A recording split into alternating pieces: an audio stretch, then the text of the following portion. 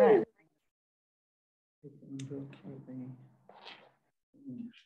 Not okay. Oh, let's erase it and begin again. Oh, could you stop it and begin the recording? Huh? Okay, good morning, ladies. As we start Shemos, this morning's learning is going to be for Refuah Shlema for Chasya Bas Cyril and Rocha Malka Bas Tirtzel Shendel. They should have a Refuah Shlema. Okay, let's begin. Shemos, page 292 in the Chumashim. Shemos, Perak Aleph, Pasuk Aleph. Let's begin the first Aliyah. Ve'ela Shemos B'nei Yisrael Habayim Mitzrayim Es Yaakov Ishu Ve'Yisrael Balu. These are the names of the Bnei Yisrael who were coming to Egypt. Es Yaakov with Yaakov, each man, his household, and his household came. Who were they? Reuven, Shimon, Levi, Yehuda, Yisachar, Zvulun, Binyamin, Dan, Naphtali, Gad, Asher. Vayhi kol nefesh yotzei yerach Yaakov shivim nefesh, and all of the persons who emerged from Yaakov, meaning all of his descendants, how many were there that came with him? Shivim nefesh, 70 souls. Yosef hayab Mitzrayim, and Yosef was in Mitzrayim. Vayamas Yosef v'chol echol v'chol hador hahu. At this juncture, as we start in Shemos, it tells us Yosef had died, and all of his brothers and the entire generation. They've all passed. Uvnei Yisrael paru vayishutzu vayirbu vayatzmu b'mod ma'od vatimalei haaretz osam. We know this pasuk well. It's in the Haggadah. And what happened? The children of Israel were fruitful. They teemed. They increased. They became strong. Very, very much so, and the land became filled with them. Vayakom melech chodosh al Mitzrayim asher lo yodas Yosef, and a new king arose in Mitzrayim who didn't know Yosef. Vayomer el amo, and he said to the nation, right? He says to his people, Hinei am b'nei Yisrael rav va'atzum mimenu. Behold, the people, the children of Israel, are more numerous and stronger than we are. Hava nischak balo. Come, let us outsmart them, or let's deal with them with guile.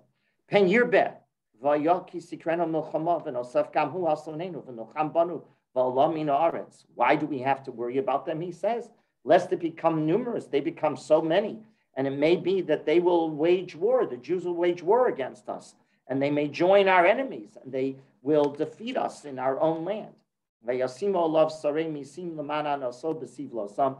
So they appointed taskmasters over Bnei Yisrael in order to inflict them with burdens. Vayiven arei miskenos lefaro es Pisom ve'es Ramses, and they built storage cities for Paro, Pisom, Pitom, and Ramses. V'chasher yanu also ken yirbeh v'chen yifrotz. But as much as they would afflict the Jew, so they would increase. Ve'akutzu mipnei Bnei Yisrael, and they became disgusted because of the children of Israel. Now the Egyptians enslaved Bnei Israel with work that they define as parech. What does that mean? Crushing harshness is the translation. We're going to come back to that. And they embittered their lives with hard work. And they made their lives with hard work, with mortar and with bricks and with every labor of the field. And then it says, and all their labors that they performed with them, they were crushing harshness. They enslaved the Jews in terrible situations. Now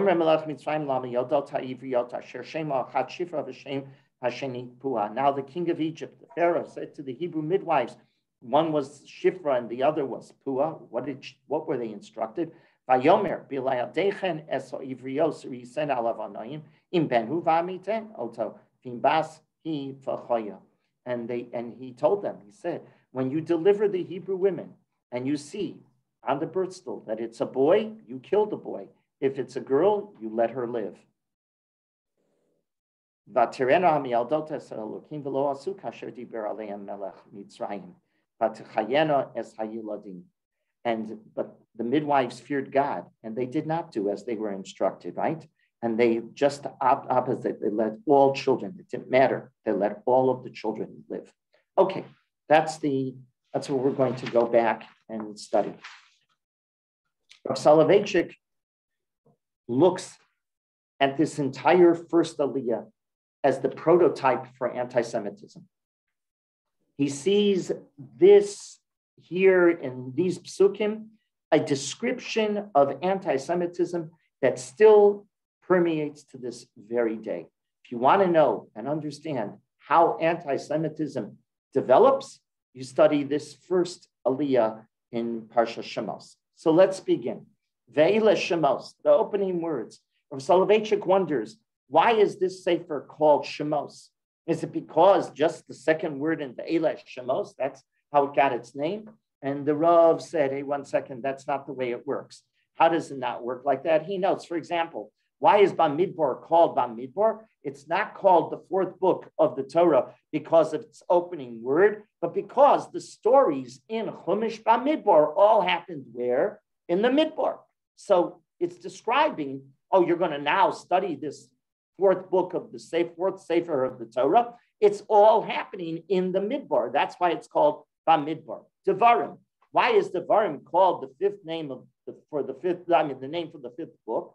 Because in this sefer, everything is Devarim. What is Devarim? That's another word for mitzvot. We are studying all the mitzvot that were taught in the first four books. We're now going to explain them totally in the fifth book. That's why Devarim is alluding to mitzvot. It's not because it's the second Eled of Devarim. It's not because that's the opening word of the book. The book, the sefer, the Chumash Aleph, Chumash Beis, Chumash Gimel, Dalet, and Hey, don't get their names because they're the opening words. That's what the point the Rav is making. Vayikra. Why is Vayikra called Vayikra? Because Vayikra refers to HaKadosh Baruch Hu communicating with us in a very important Vayikra. He called out, he communicated with us where? In the Ohel Moed, in the Mishkan. Oh, that's when God and Moshe communicated with each other there and told us how to communicate, namely with Korbanos. That's why it's called Vayikra. In other words, the name of the Sefer alludes to, it gives you in synopsis form, the whole picture of what this book is all about. Shemos. Shemos means what? Names. What does that have to do with the price of fish in Cambodia, as they would say, right? Oh, okay. So here the Rav, remember, the Rav sees this first Aliyah as the prototype and the understanding of anti-Semitism and how it functions. Shemos represents a very important lesson in Judaism. Shemos means each person has their own name, which means the importance of the individual. The individual is crucial. So often in Judaism, we talk about the minyan, right? We need a minyan. We need the community. Community is very, very important. I'm the first person to tell you that, 100%. But within the community is comprised of individuals, and individuals are crucial. And so the Sefer is teaching you Shemos. Each individual is important. If you will, the Torah is telling us, Rav Soloveitchik says, that Exodus would have taken place even for one human being. The miracle, that's the message of the opening. Shemos. This is the name for the whole Sefer, to teach you the importance of the individual, as you're going to see in a few minutes, in the dynamic of, in the way anti-Semitism works. What do you do immediately? You eradicate the importance of the individual. That's what the Germans did. That's what Pharaoh did. That's what everybody does when you deal with anti-Semitism. When you deal with eradicating any race, what do you do? How do people kill each other? How do you get the populace to come along and kill other human beings that are walking down the street? I'm not talking about deranged people that kill, that murder. I'm talking about a whole population, a whole country, a whole world went crazy during the Holocaust. People killed other people. How do you do that? There's only one way, and that is to demonstrate to the people that the people that you're killing are not people, that the people that you are killing. So what happens? You remove their individuality. Oh, he's not a human being. She's not a human being, so you can kill them. They're lower than rodents. And that's exactly what the Germans did. And that's exactly what the Chumash is telling us Paro tries to do. Who rebels? Well, we know. You just read it. The Miyaldot HaIvriyot rebel, right? They're not willing to follow this. They disagree, but that is his process. And so the Rav says Shemos is crucial. It's the allusion to the entire story of anti-Semitism, of how you eradicate a whole people. You eradicate a whole people by removing their individuality. You elevate the human being by focusing on their individuality. Let's continue. The Rav reminisced, for example, when he said the Rav went to Eretz Yisrael only one time. In 1935, the Rav came to America in 1931-32. He had just received his PhD from the University of Berlin, and he came. He was supposed to go to Chicago. It's a fascinating little piece of biography. He was on his way to Chicago. He was supposed to dock in New York and cross the country to Chicago. The yeshiva in Chicago was supposed to be hiring him to become Rosh Yeshiva. Oscar Fassman, Zichrono Livracha, wrote the letter informing him that, informing Ramosha, his father already had come in the 20s to Yeshiva University from Warsaw. Soloveitchik's father was in Warsaw. He was taken by Rabbi Revel, who was the first president and founder of Yeshiva University. He was appointed Rosh Yeshiva in YU, Reb Moshe Soloveitchik, that's the Rav's father. And the Rav's father was informed by Rabbi Fassman, tell your son he's not coming to Chicago. What's in 1931-32? What's in 32? The Depression. Everything was wiped out. Yeshiva didn't have money. The Chicago Yeshiva had no money to bring anybody on as a new hire. And so they informed him no. So now Reb Moshe had to find with, by the way, it's his son coming with his wife and a baby. And what are you doing with my son? And that's when the Rav's father found him the position in Boston. And he said, you're going to go to Boston. That's how he got to Boston. That's how the Rav ended up becoming the Rav Harashi, if you will, the Rav Ha'ir of Boston. That's exactly the position that he gets. So that's in 1932. So in 1935, the chief rabbinate of Tel Aviv opens. Chief rabbinate in Tel Aviv opens. So Rabbi Soloveitchik's father says to his son, apply for it. You should get it. Apply for it. He was a young man. He was in his young 30s. He was the youngest of all the three candidates. So Rav Amiel was the Rav in Antwerp, and he was the candidate. Rav Herzig was a candidate. They had over 40 candidates. It's a whole different story in its own right, but they narrowed it down to three candidates. Rav Amiel, who was chief rabbi of the Mizrahi community in Antwerp, Rav Herzig, who was living at that time in London, in England, and Rav Soloveitchik. Rav Soloveitchik was the youngest. But Rav Soloveitchik was at that juncture in his life an agudist. Who was in charge of the elections? It's just a side, interesting little piece of Jewish history that I'm sharing with you. Who was in charge of the elections? It was Mayor Bar-Ilan, Mayor Berlin. He was the head of the Mizrahi, and he was in charge of the elections. He was going to decide who was the next chief rabbi. It didn't matter that you had a vote and a committee voting. It was Mayor Bar-Ilan who was going to decide. He was related to Rav Soloveitchik. This was a direct relationship. The Berlins and the Soloveitchiks were related. But Yosef Ber Soloveitchik, the Rav, was an agudist at the time. So the story goes that Mayor Bar-Ilan said the following about the three candidates. Remember, they were all Gedolim, Rav Amiel and Rav Soloveitchik and Rav Herzig. He said, the greatest Gaon of the three, Rabbi Soloveitchik. He's the genius of the three. He says, the greatest tzaddik of the three, Rav Herzig. The next chief rabbi, Rav Amiel. Amiel, please appreciate, he did become the chief rabbi of Tel Aviv.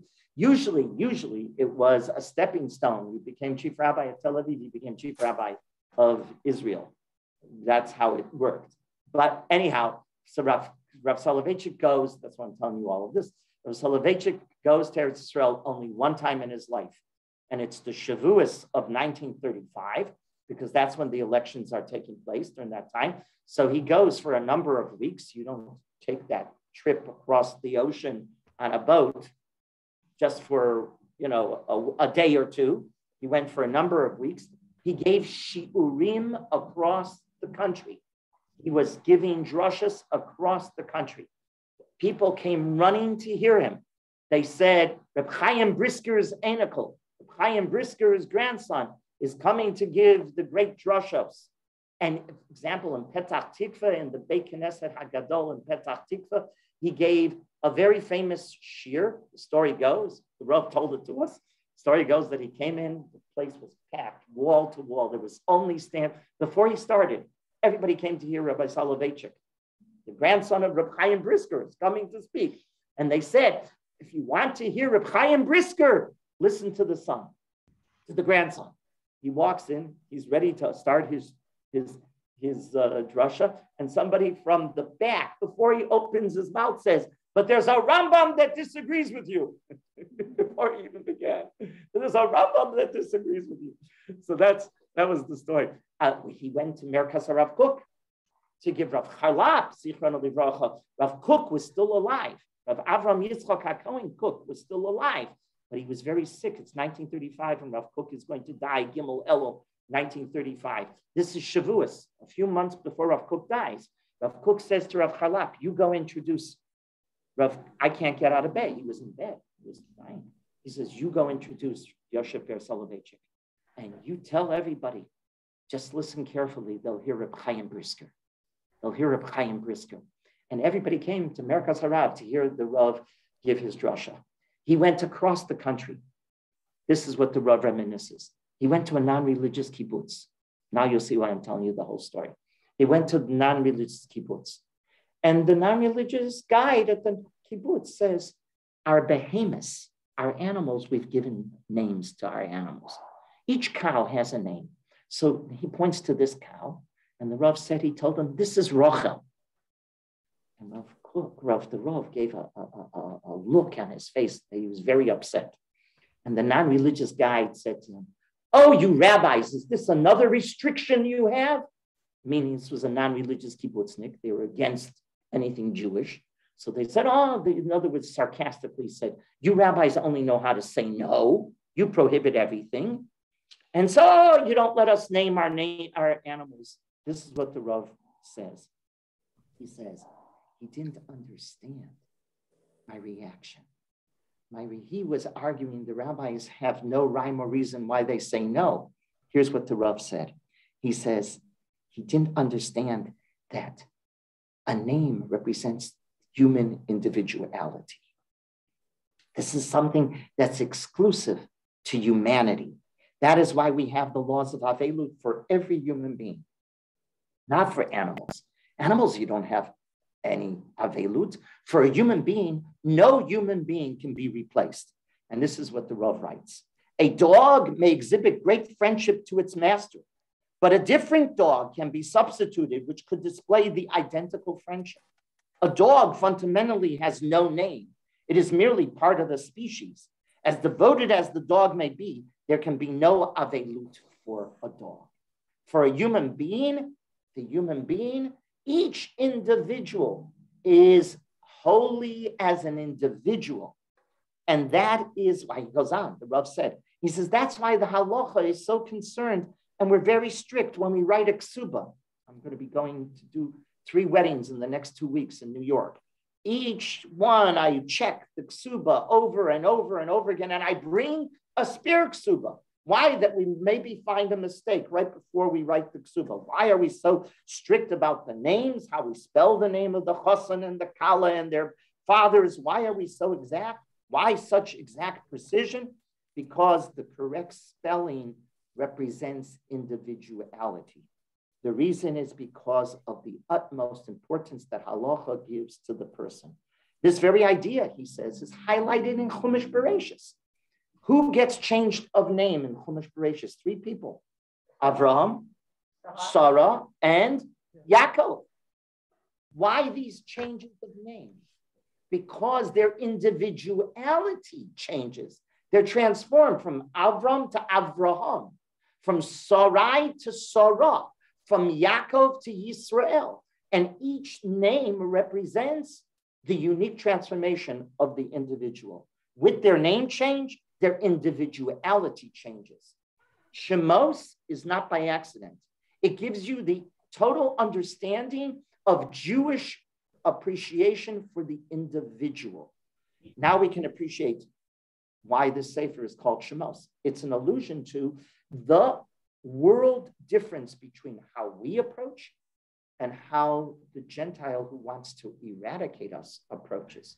We see the value in each individual. If you are interested in eradicating a people, what do? You remove their individuality. And that's why the Elek Shemos, right away, that's the opening. That's already the most important allusion to understanding what's going to happen in this aliyah. Continue on. In that very opening sentence, the Rav says, here you have the dynamic of anti-Semitism. The Eila Shemos, okay, individuality. What's the next words? Haba'im mitzrayma. Haba'im. What does haba'im mean? He translates it perfectly. Who were coming? Who were coming? We came. It should have been asher ba'u in the past tense. Haba'im means the present. They're coming. We're coming to Egypt. We came 210 years before. What are you talking about? We're coming. Who are coming to Egypt? So the Rav explains. In this choice of present tense, the Rav develops the dynamic in anti-Semitism. We arrived in Egypt 210 years earlier, but by using the present, the Torah is giving you the thinking of the Egyptians vis-a-vis what they thought of us. In their eyes, we were just arriving. We were totally strangers and we were totally foreigners in their land. We were immigrants. We weren't immigrants. We were there 210 years. How long does it take to become a citizen? How many years? We should have been asher ba'u. In their eyes, we were never citizens. We never are able to be accepted by the Egyptians as part of their land. In the words of the Rav, the belief of otherness of the Jew repeats itself through history. Listen to those words. The belief of otherness. Otherness means you're not accepted. You're the foreigner. You're always the foreigner. Jews lived in Germany even before the Dark Ages. During the Middle Ages, the Rav writes, the Jews supported Germany from within. They were an integral part of society. For centuries, we know that. You know, survivors from Germany will tell you, survivors from the Holocaust will tell you, my family lived in this Bavarian this Bavarian hamlet for hundreds of years. Hundreds of years. We were part of the community. Comes along, the Rav writes, yet many centuries after they arrived, these Jews were wiped out in the Holocaust. They were charged by Hitler with being strangers. They were not counted among society. We were outsiders. Asher haba'im mitzrayma is the first and most important element in anti-Semitism. You make the other an other. He's not one of us. He's not one of us. He's not a German. He's an outsider. He's a foreigner. If he's an immigrant, you can treat him differently than everyone else. There is a second implication of haba'im mitzrayma, that of the present tense, that is just the opposite of what I just told you. I just told you haba'im mitzrayma teaches us the dynamic of anti-Semitism, right? And it's negative, it has a negative connotation. Haba'im mitzrayma. In other words, you're being given the thinking of the Egyptian vis-a-vis the Jew. The Rav, however, suggests haba'im mitzrayma is not only giving you the thinking of them towards us, but our thinking. What makes us tick? What makes the Jew tick? And the Rav quotes the famous Medrash. Famous Medrash is two different versions of the Medrash. The Rav is quoting one of the versions where it says there were 4. You've heard 3. I'm positive better known as 3 because 3 is easier to remember. But 4, the Medrash says there were 4 reasons that we merited Yitzias Mitzrayim. One was we never changed our names. Remained, as it says, the Medrash says, Ruvain went down Ruvain left Ruvain, right? He kept his Jewish names. Number 2, we kept our language, meaning we spoke. And by the way, that very theory played a very important role in the European Jewish Haredi community. What did they speak when they came to America? And what do they speak to this very day? And tells, I grew up in Cleveland, and tells the Shiurim, Rav Gifter was an American born. He was born in Virginia, Rabbi Gifter. He went to Yitzchak Elchanan first. Then he went off to Telz right before the war. He went off to Telz. He came back to America before the war broke out. And then he became Rosh Yeshiva in Telz. You know what language he gave his shir in? Yiddish. An American born, he gave his shir in Yiddish. The yeshiva was speaking Yiddish. The American community was speaking Yiddish. The truth is, Rav Soloveitchik gave his Gemara shir until the late 1950s in Yiddish. He stopped giving it in Yiddish when he realized the boys didn't understand him. And he said, well, this is crazy. And the Rav, who came over to America not knowing English, mastered a Cambridge, Oxford, English. That was the brilliance of Rav Soloveitchik. But the Rav, and by the way, you hear these shirim now on YouTube, they come up with them, and they give you subtitles in English, but you hear the Rav speaking in Yiddish, you hear, this constantly. But Yiddish is not our language, Hebrews are. But this was the Yiddish, I never forget, and I heard it in me peeve, and the Rav said, I don't know, he said, I don't know if Yiddish is Lashon HaKodesh, but it was the Lashon of the Kedoshim. It's beautiful. Because I don't know if it's Lashon HaKodesh. And that's what he said, meaning kibitzing it, sarcastic. I don't stop Lashon HaKodesh. But it was the Lashon of the Kedoshim. And the Rav spoke a beautiful Yiddish. And you listen, you've heard with me, we've listened to these, they're producing them constantly now. And they do subtitles. I listen to I don't know Yiddish, but I listen to the dramatic delivery of Rav Soloveitchik in the Yiddish. And then I look at the subtitles and I'm just mesmerized by hearing his voice. But anyhow. But what you're saying is they didn't make us other, we made ourselves other. Yeah, that's correct. That's the second interpretation. Exactly.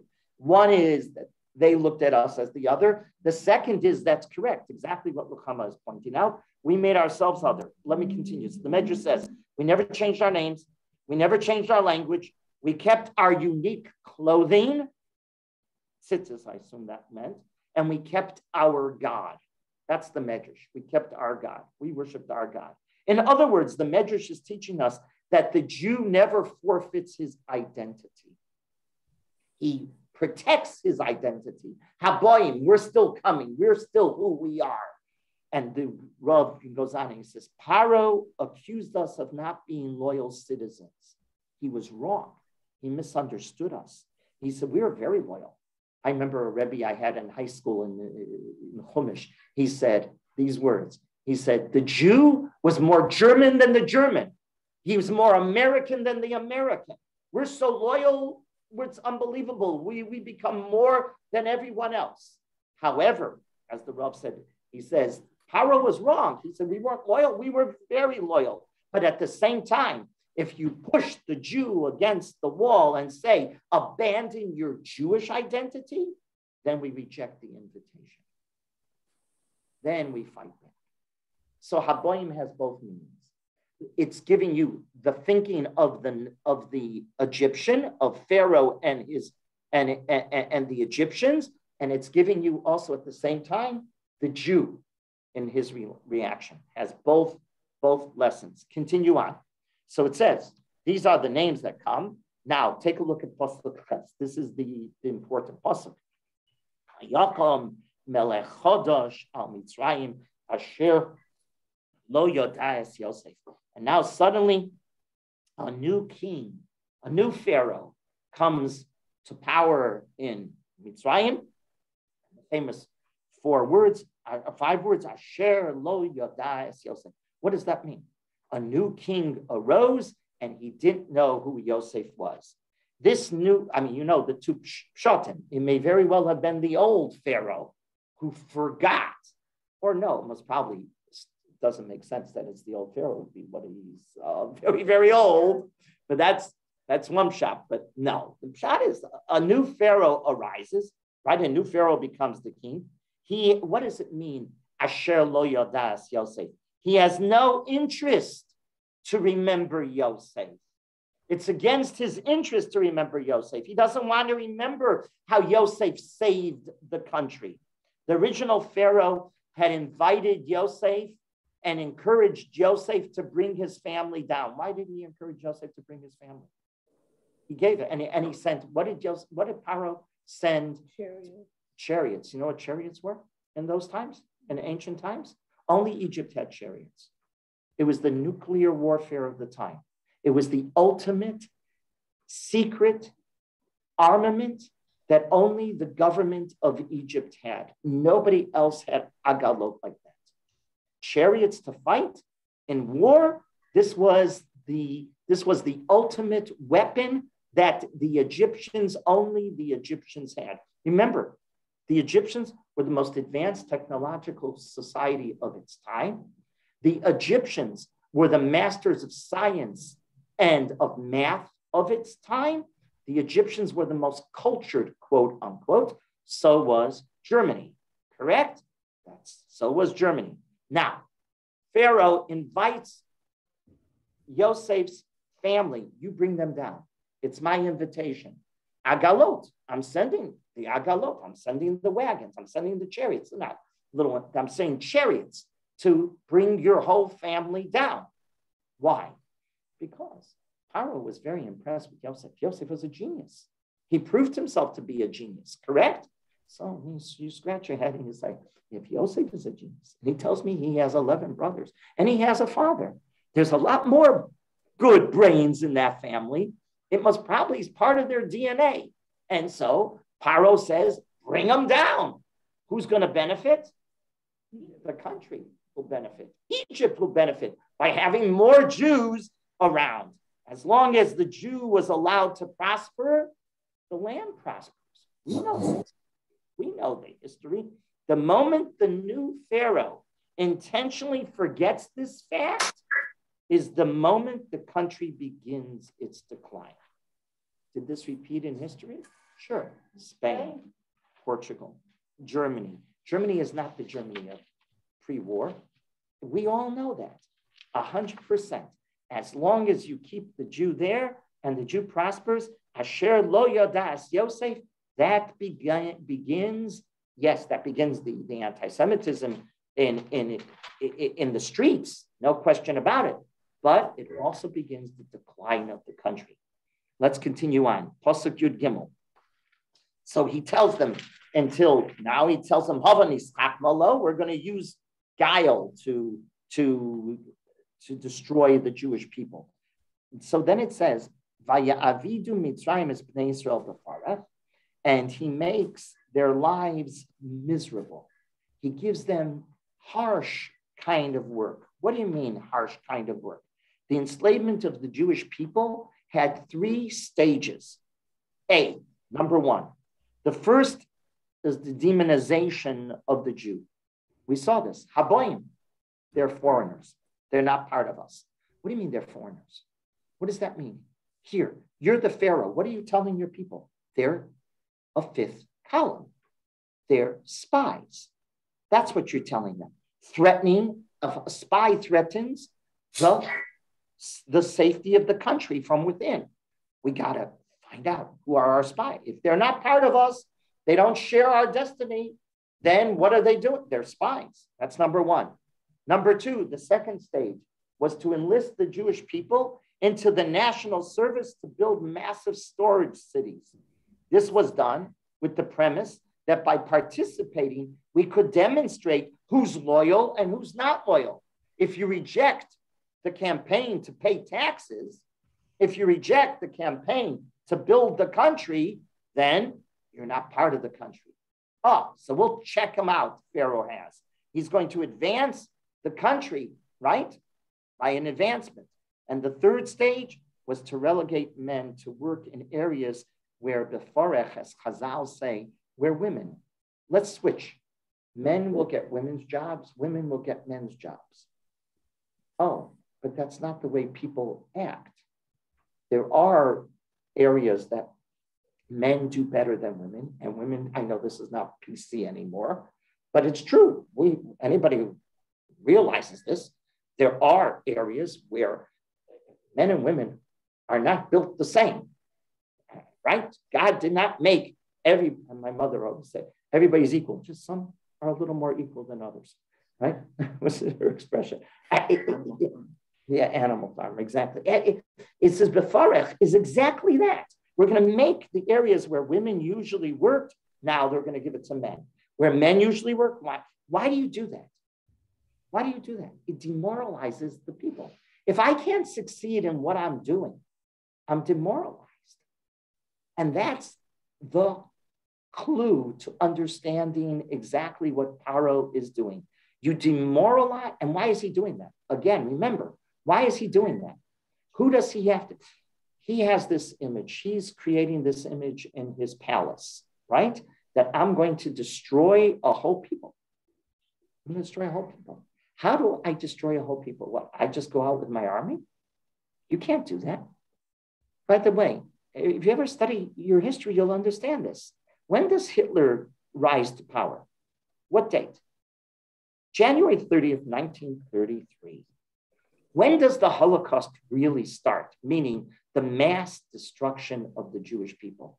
10 years later. It's less than 10 years later. It's 8 years later.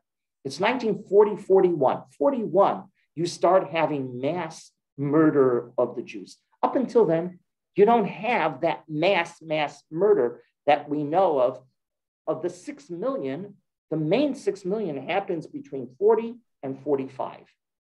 40, 41, and 45. With the mass murder, having death camps. Treblinka was the first mass death camp that we had. Chelbeno, Sobibor, Treblinka. The Chelbeno and Sobibor predated Treblinka.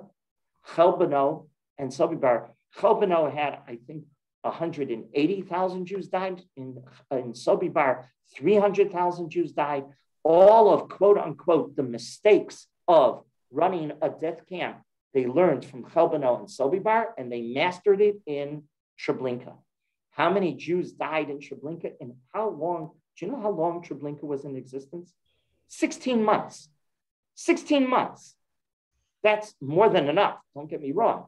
But 16 months, do you know how many died? Well, there's an argument among the historians. Was it 800,000 Jews in 16 months? Or was it 1 million Jews in 16 months? 1/6 of the population that were murdered got murdered in Treblinka. Your life expectancy in Treblinka, do you know how long it was? From the time the train dropped you off to the time you were murdered and gassed and then burnt was how long? 2 hours maximum. 2 hours maximum. How many survivors from Treblinka? Do you know this? There were 40. 40 escaped Treblinka. Only 40 escaped Treblinka. That's it. There were uprisings in Treblinka. Only 40 escaped Treblinka. The Jews were taken by the Nazis to be the ones that guided the Jews into the quote unquote showers, into the gas, right? Those lived for 1 month and then they were killed. They were killed. It was an unbelievable factory of death. How do you do that? How do you take this mass idea and get the people in the street to buy into it? You're asking them to kill their neighbors. You're asking them to kill the people that they've lent sugar and milk and flour to and have borrowed and had nice relationships, have done business. How do you do that? Well, the Paro's doing this too, right here. It doesn't happen overnight. It didn't happen in 1933 January 1st. It was built up and built up and built up. And first, when did the Nuremberg laws go into practice, into rule? 1935. Between 33 and 35, slowly. You do things. You slowly do things. You slowly make the Jew the outsider. Haboyim Mitzrayim. They just coming. They're foreigners. They're spies. They're not to be allowed into your restaurants. We're not to shop in their stores. These are quote unquote, in the bigger picture we know, are the innocent acts. They're not innocent, don't get me wrong, but they're the innocent. That slowly but surely, but if you do that slowly but surely and add to it, what happens? You're able to destroy a people. Slowly, you're demoralizing the Jew. You're changing their perspective. Oh, the men are doing women. It does two things. It demoralizes the person who has to do it. And what else does it do? To the people who have to implement it, meaning the Egyptians or the Germans, it makes the people they're doing it to less human. Continue on and Pasuk Yudalid. Vayimararu es chayem ba'avoda kasha b'chomer u'b'levenim u'b'chol avoda b'sadeh. And they made their lives miserable, the Torah tells us. And they did b'chol avoda b'sadeh, and they made them do work in the fields. Why are we being told they made them do work in the fields? Because the Jew was distinct. What was the Jew? The Jew had a unique personality. What was he? He was a shepherd. He wasn't a farmer. If you take his profession away from him and say, no, you can't be that. No, you're no longer who you think you are. You change the perspective of everybody towards them. Oh, even the economic function is now changed. These are all parts of a bigger plan. Demoralize and make them non-human. That's what the Rav understands. We're being told that the Egyptians tried to change the economic structure. It was all part of one word. Go back to Pasuk Yud. Hava nischakma lo. What's hava nischakma? We're going to use our chachma to how we're going to destroy them. How are we going to destroy them? Hitler does the same thing, right? And then eventually it leads to the extinction of the Jewish race, the final solution, right? The final solution. They meet in what's the name of the place in Berlin, right outside Berlin. I've been there, and then it's now a museum where you can see where they sat around the table. Yamach Shemam v'Zichram. Wannsee, right? Wannsee. Yeah, I think it's Wannsee. There you can see it all led to that.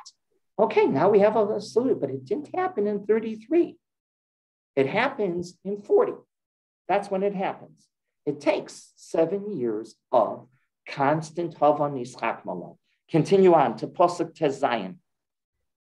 So then he says, now what he tells, and this is, you'll see the brilliance of understanding how to read these psukim through the eyes of Rav Soloveitchik. He understands this is the prototype of anti-Semitism.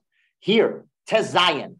Take a look at, or Tesvav. Let's start with Tesvav. Yomer Melech Mitzrayim Lam Yadol Ta'ivriyot. Who does he turn to? Who does Paro turn to? The midwives. Simple shot is they are Jewish, not the midwives of the Jews, but the Jewish midwives. There's two ways to read this. Were they Jewish? That's the question. Were they Jewish or were they non-Jewish? It seems simple shot is they were Jewish. He turns to the Jewish midwives. And we know the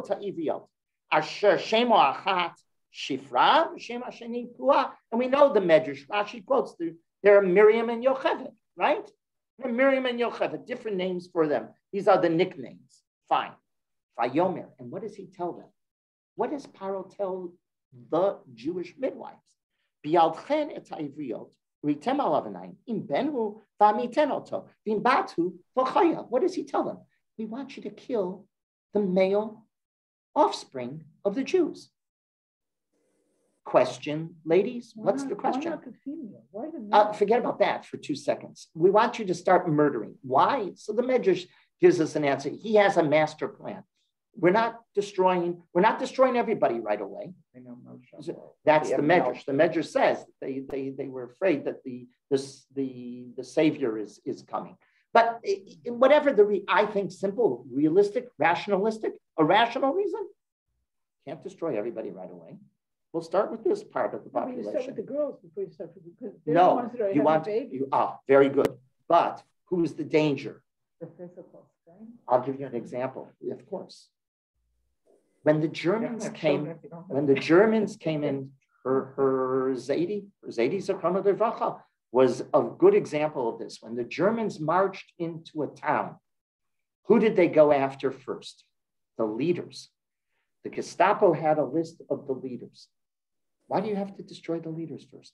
Round them up, and then, well, if you don't have anybody leading an opposition, we'll have it much easier. They had it all on Yitzchak Malo. They went into, and why I tell you about Zaidi. Zaidi was in Antwerp at the time. He had left Berlin in 1933. He had left Berlin, and he went to Antwerp. He was a leader in the Mizrahi, Apollo Mizrahi. He was the president of the community at the time. And the Gestapo had his name on the list. And they went looking for him. Right away, they walk into a city. They don't waste any time. Let's get rid of the leaders. Let's get rid of the men. So if you translate it as let's get rid of the leaders. The men, women were not the leaders at that time. Well, you can say Miriam is. But Miriam is unique in that sense. But we're going to go after the leaders, okay? But ask me another question. Read these words again. In benhu v'hamiten oto v'imbati v'choya. What are you asking? Kill. Who's doing the killing? The midwives. Thank you very much. And who are they? Jewish? I have to ask you a question. If you want to make sure that 100% of these boys are killed, wouldn't it be better to put in Egyptians to do it than Jews? Jews are going to revolt. The chance of revolution, chance of a revolt is much higher having the Jews than having non-Jews. If you really are interested in getting rid of the Jews and having this sealed tightly and working perfectly and efficient, quote unquote, efficient, who would you do? You wouldn't do this. Comes along with elevation and he says, go back to the words. Excuse me. The Germans. Who took care of the bunks? Jewish couples. Thank you very much. That is exactly correct. The Jewish kapos. I just read a book. It was very quick. It was a biography. I read it in 2 hours. We have it in the house. We bought it a few weeks ago. I can't remember the name. This fellow who survived. I heard about it through Y.Y. Jacobson. So I went and he mentioned it. So I went, he said, it's a very good book. It's a fellow who lives to 100 and 102 he was a survivor. And he recounts, why am I telling you this? He recounts, he was a survivor of the Holocaust, and Baruch Hashem, I think it's called the happiest man in the world, because he survives and then he doesn't look back. His whole shita is to look forward. So he turns his life into, he says, I could have been negative or I could be positive. The only way I'm going to survive is if I'm going to be positive. And he builds a beautiful family and he builds a beautiful career. And this is his shita. But the beginning of the book, which is the story, is he goes back to Brussels. He's from Brussels. And he goes back to Brussels and he sees one of the capos walking on the street. And he wants to kill him. He wants to kill him. Wants to take revenge against him. And he calls over the police and he says, arrest that man. He wasn't arrested. Why? Because by the time he sees him, the capo has married into an important political family. But he was a capo, and the capo knew that his life was in danger. And so the capo walked around. He says this in the book. Capo walked around with security guards because he was afraid. The capos were the worst. That's what he's doing here. That's what Paro is doing here. He says, if I can get the mothers, the women, to kill babies, then it's demonstrating that this whole species called the Jews are subhuman. They have no feelings. They have no feelings.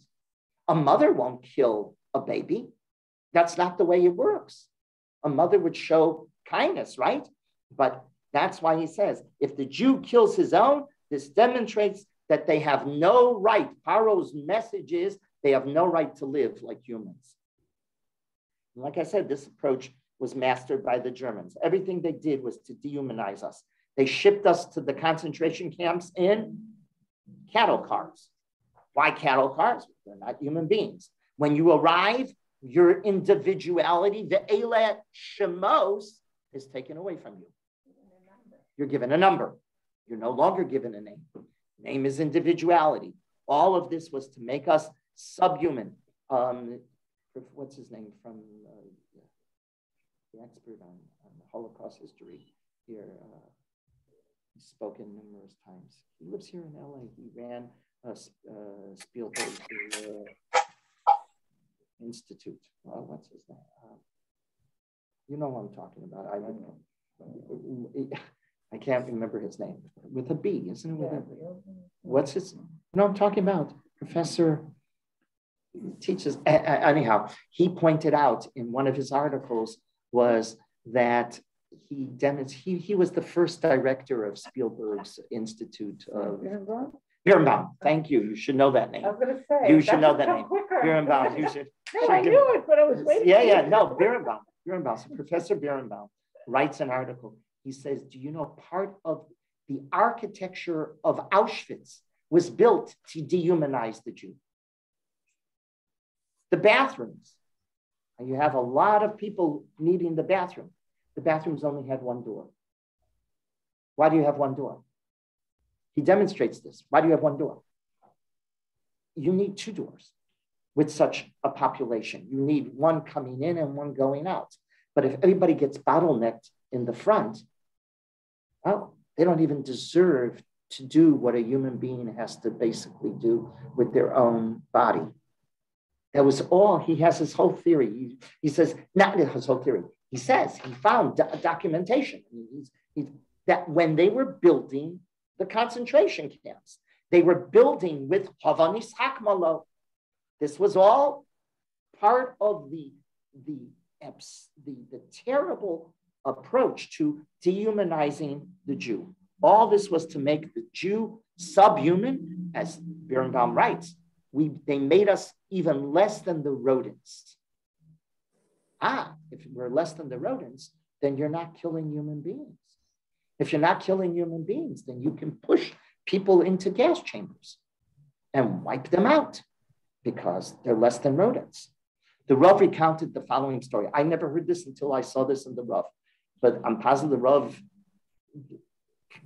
could have documented, obviously, had his documentation and had his source for it.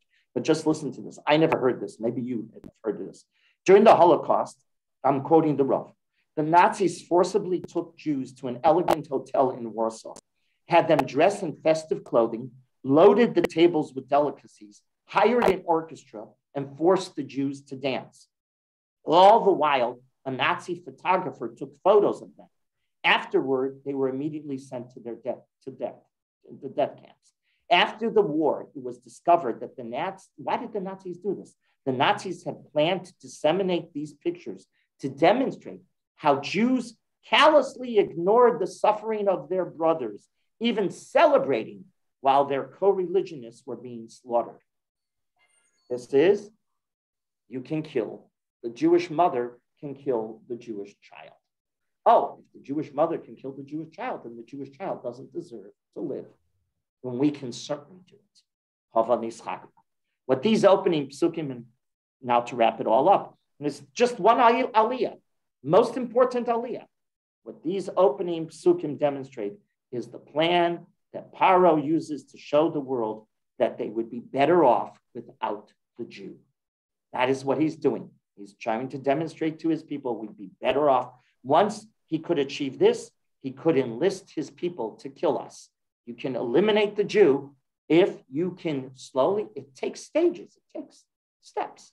It goes, like I keep on repeating, 33 to 40, and slowly intervals in the middle. 35, the Nuremberg laws, Kristallnacht, 38. All of these things happen slowly but surely, all to change the psyche of the regular person in the street. Because how do you go around and kill your neighbor? It just doesn't make sense. It doesn't. We're not wired to kill each other. That's not the way we're made. So how do you do that? You do that if you can demonstrate that the person you're killing is not a person, is not a human. They would have no objections, no ethical hesitancy, because they were killing non-humans. And that's the way the Rav understands this first Aliyah. It's all a prototype to appreciating anti-Semitism. And then now take this, by the way, remember this and share this at your Seder, because these are the psukim, right, that we deal with in the Seder. The Avodas Perach. What's Avodas Perach? Avodas Perach is all part of this krum. How do you explain? What do you say? There's words that you can't. It's not crazy. Krum means crooked. It's crooked. That's right. It's crooked ethical thinking. There is no ethics to it. You become your own ethical thinker, that you have a right to do this. But that's what Hitler wanted to do. That's what Paro wanted to do. And they achieve it. We don't think of this, but that's exactly what happens in Pharaoh, in Mitzrayim. It's an early Germany. It is an early Germany. Nothing happens like Germany. We should appreciate the Holocaust is unique in its magnitude and how we were killed. But this is the beginning of it. If you want to understand how Germany does what Germany does, here you see it right there in black and white. Okay, let me give a few commercials. For the next few weeks, I'm out of town. Baruch Hashem, at 4 weddings in 2 weeks, Bezrat Hashem. So I'll be out of town. So the next 2 weeks, the next 2 parshiot, we will not have shir. And then I'll announce, of course, I'll make sure that you're aware when we're resuming. Okay? Question. Yeah.